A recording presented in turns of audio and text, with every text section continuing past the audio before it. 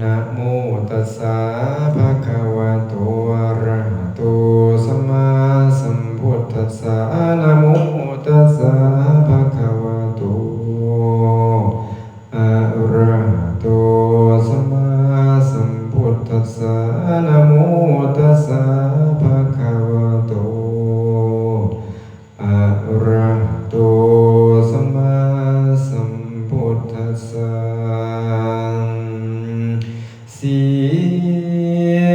สี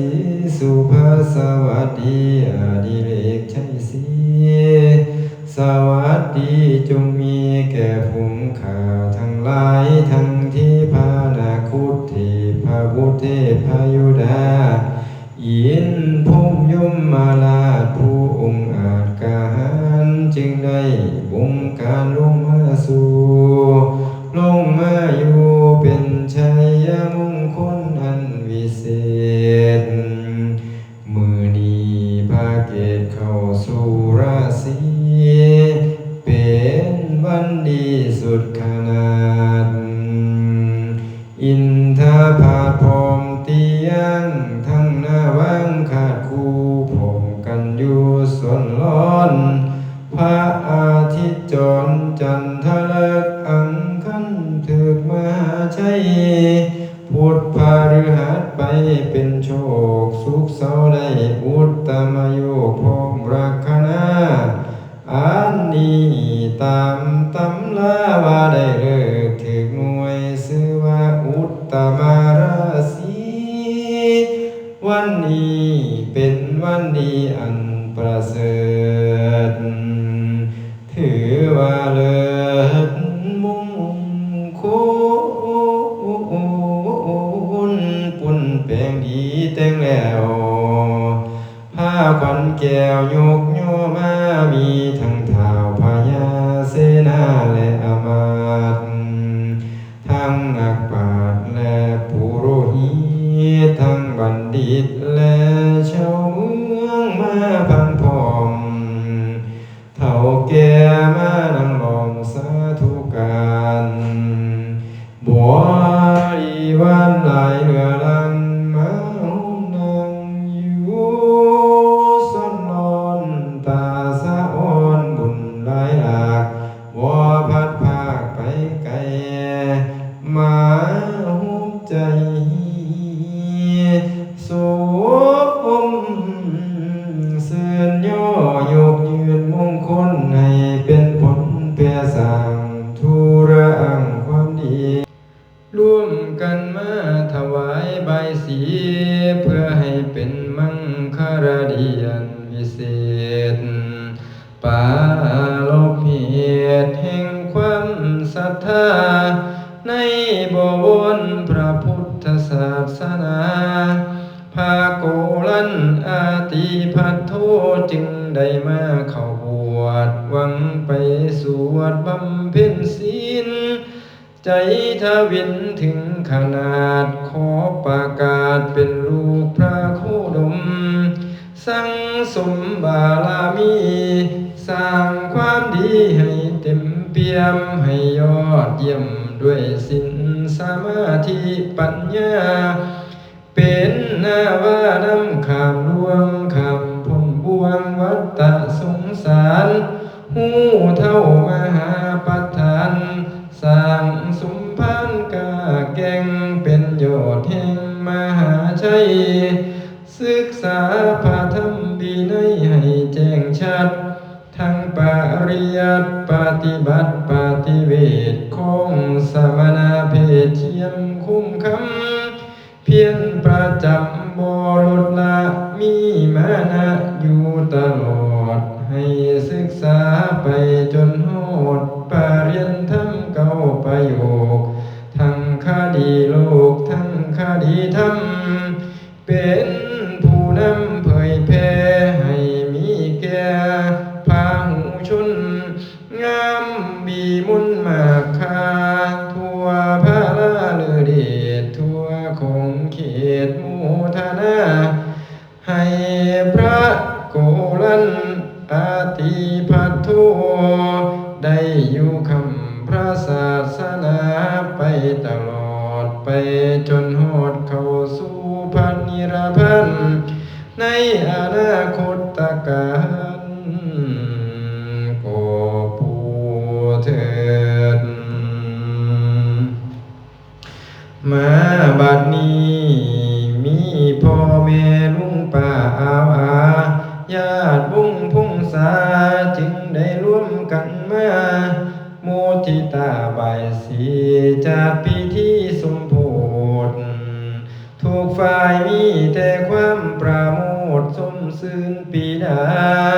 จึงได้จัดหาพานใบสีวิจิตรบรรจงดีสีสังพานตั้งเนื้อแทนบูชาจึงได้คนควายหาสัพพะอาหารมีหลายหลากหาได้มา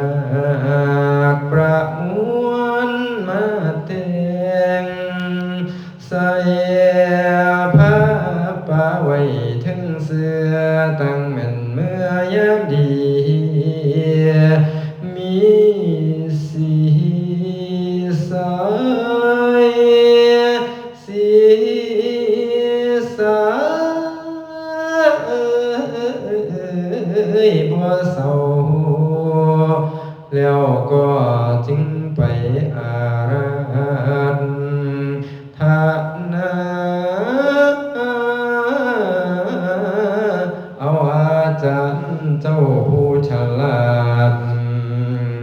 มาดังอาจเอื้นซึ่งควันวาสีเสี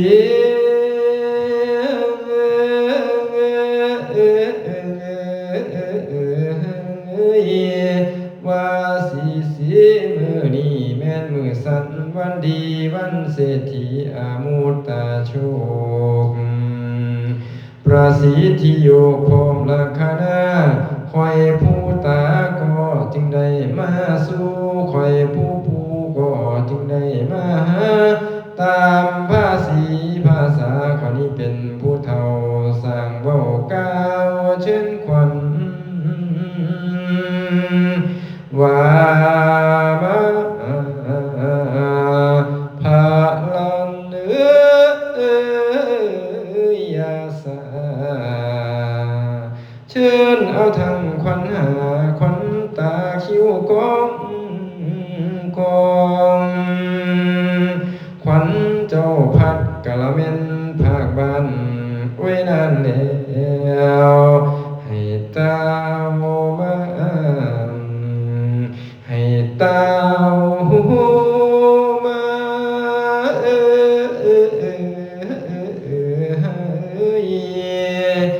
ว่ามาเยอะขวัญ32ขวัญก็ให้มานิมนต์เฮา12ขวัญก็ให้มาอยู่เหนือในคิงทั้งขวัญแข็งก็ให้มาส้มแข่งอยู่ลีลาทั้งขวัญขาก็ให้มาส้มขาอยู่ลีลาขวัญเที่ยวกลางคืนอยู่นำเนื้อว่ามาเยอะ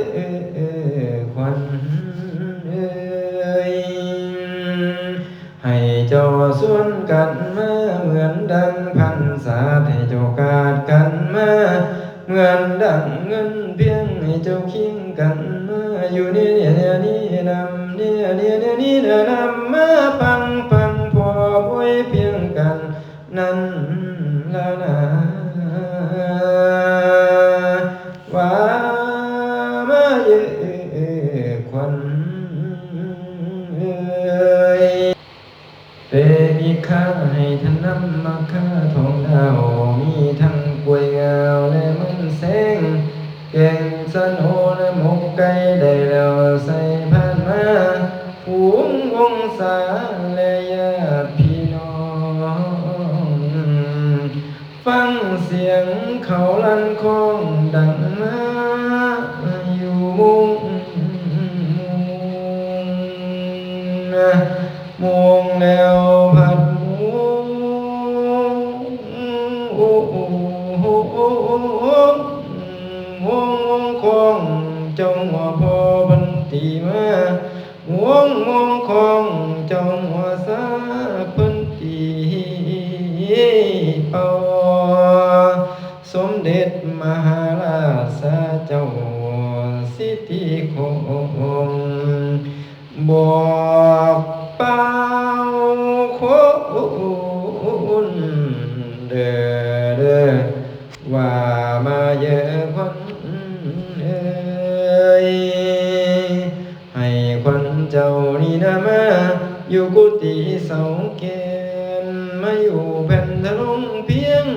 มาอยู่เตียงเก่าหัดวางมาเยอะ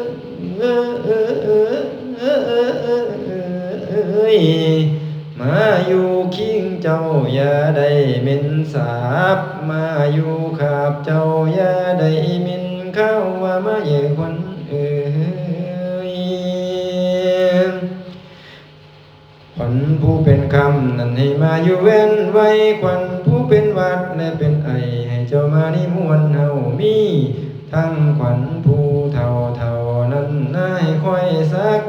ไม่คนเท่าตามหลังมาอยู่จุบมาเด้อขวัญเอ้ยมานำทางสินคุณทองมานำห้องสินคุณเที่ยวมากินข้าวต้มและของหวานมากินน้ำตาลและน้ำอ้อยพอพามเอิ้นจอย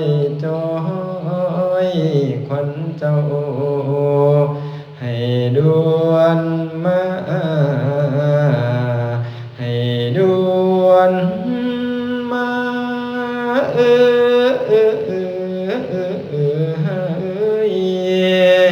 ขวัญเจ้ามาหอดแล้ว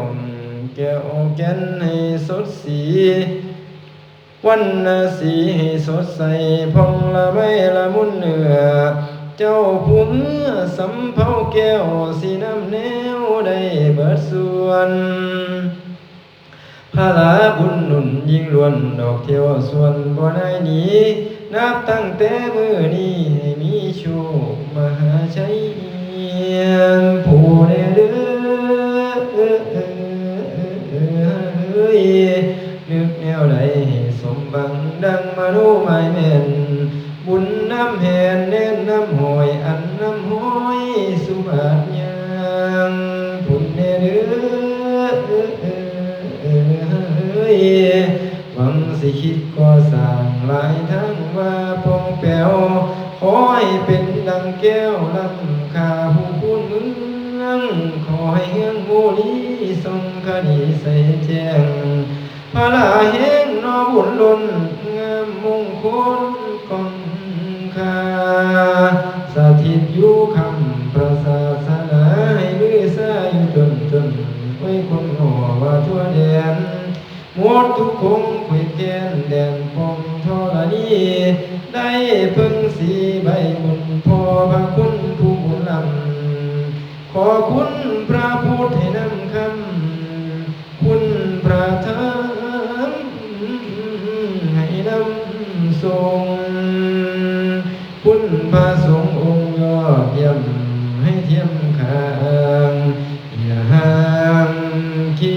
งอย่าห่างคิง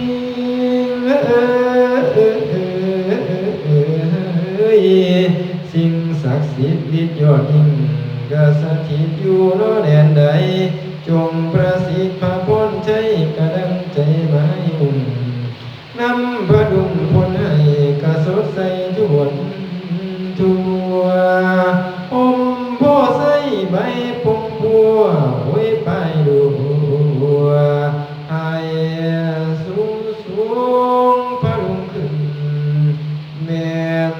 สู่ทางพระราชาจงเจริญว่าดังนั้นแล้วก็จึงไปเอาฝ่ายออมแก้วคุณบุญคุณดีงามดูอาจผูกมันลาดเอาขวัญว่าเยอะ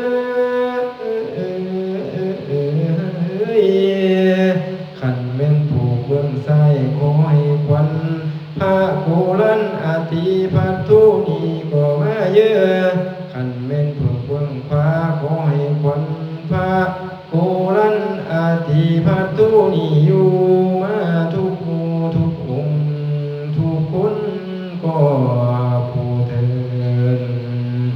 ว่าแล้วตั้งเหตุตั้งแต่นี้ในกาลนี้นี้เมื่อนาท่านอย่าได้ด้อยค่าเสียสีขอให้มีอายุยืนยาวอย่าได้สั่นมันให้ท่านมันปานงามเขาปวงมันให้ท่านมันปานข้างหูถอกเทือนมันให้ท่านมันปานเทือนสางหุ้งมันให้ท่านมันปานพวงสางรอมันให้ท่านมันปานก้อนหินแดงแข็งให้ท่านแข็งปานแผ่นหินลาดสูงเพียงอาจเขาสามินใหญ่เพียงต่อควันอย่าได้หักใหญ่เพียงรักควันอย่าได้ก้นอย่าได้มนเหมือนทองอย่าได้มองเหมือนเท่าอย่าได้เขาเก่าเสียสีขอให้พระโกรันอาติพัทธุนีมีแต่อายุวันนั้นสุขังภาลังขอให้ตั้งเทียนมันดวงทา